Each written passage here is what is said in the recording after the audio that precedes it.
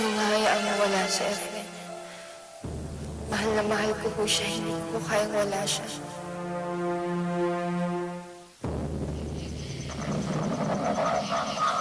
Ayoko nito! Paano mo sa akin to?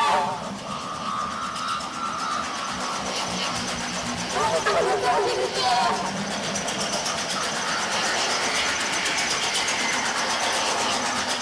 Sino ko papunta? Paano ako magtatago?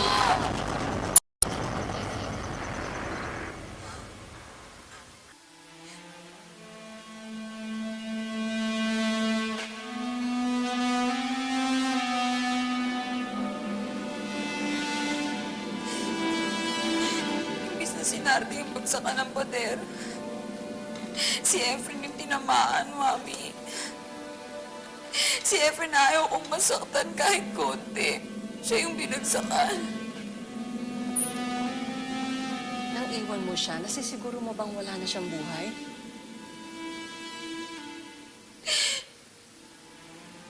Parang patay na eh. Sa bigat ng pader na bumagsak, parang malabo na.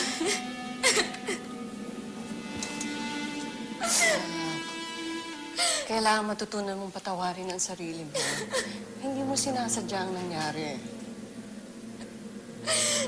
Hindi ko kaya maalala yung itsura niya, Mami. Efren, patawarin mo ako.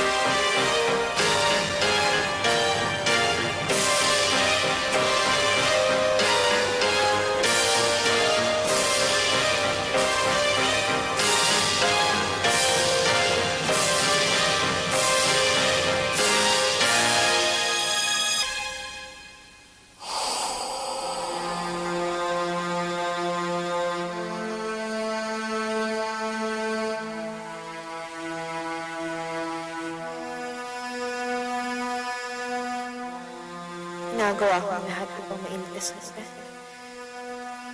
Pero sa pagkakataon nito, wala akong nagawa. Diyos ko, hindi ko nakaya rin. Hindi ko nahawak ito. Hindi sa puting bato. Hindi sa sarili kong kakayahan. Hindi sa kapangyarihan ni Dada. Hindi na ako aasa doon sa pagkakataon nito. Kayo na lang. Kayo lang makakatulong kay Efren.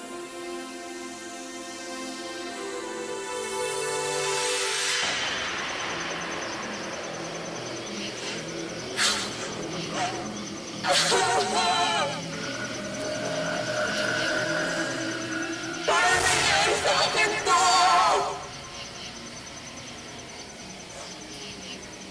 Pinaiwan pa ako buhay.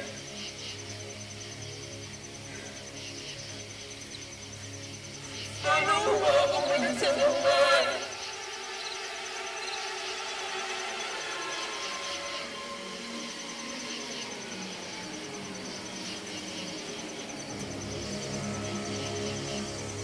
Wala na akong pag-asa. Wala na. Mabuting mamamatay na lang ako.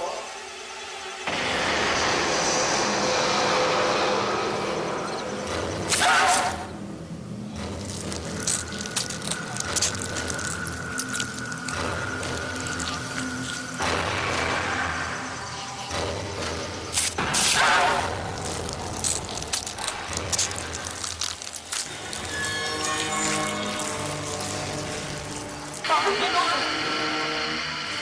Hindi mo sasaktan. Hindi mo sasaktan.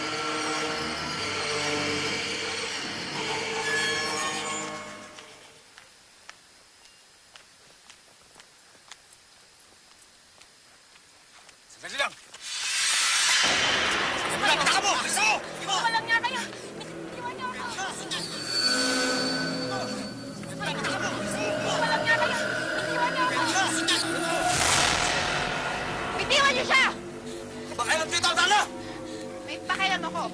Lahat ng mga binibiktima nyo, may pakialam ako. Oh, wait.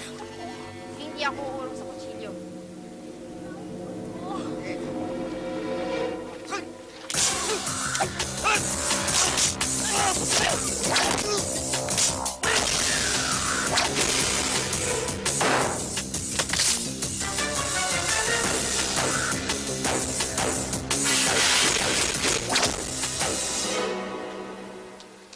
Hulog ka ng langit, Darna. Hulog ka ng langit. Susunod, huwag ka maglalakad na mag-isa sa malilim na lugar. Galing kasi ako sa trabaho ko at papunta ako ngayon ng simbahan. Bigla akong hinarang ng dalawang yon.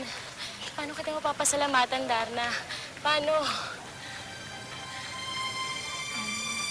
Meron kasi akong isang kaibigan na nangangailangan ngayon ng tulong ng Diyos. Isama mo na rin siya sa pagdarasal mo.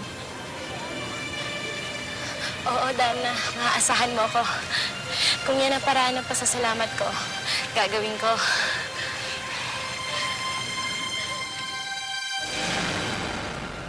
Hindi ko mawari kung ang nangyari sa lalaking iniibig niya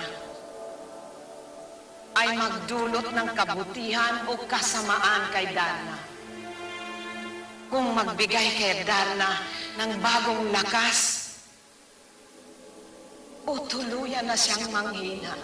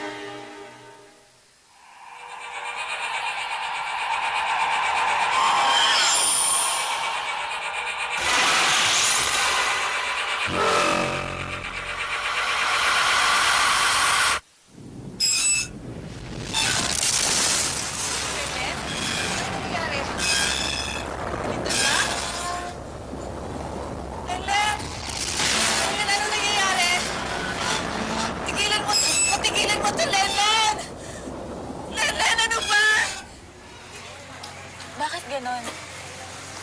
Bakit wala si ate sa pinapasukan niya? Baka nag-meeting lang sa labas.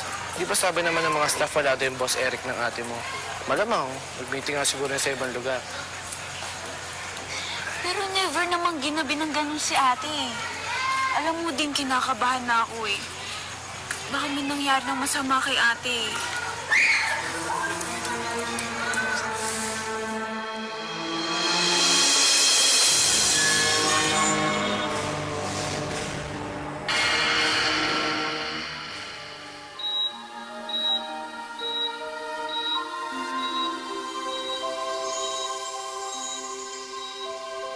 Patawarin mo ako, Efren.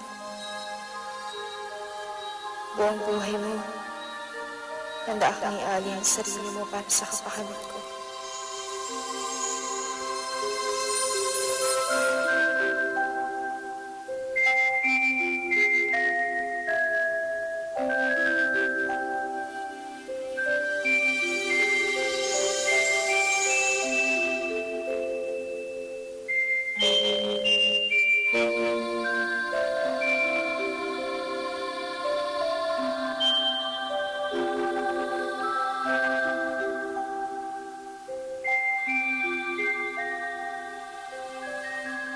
Pero anong ginawa ko?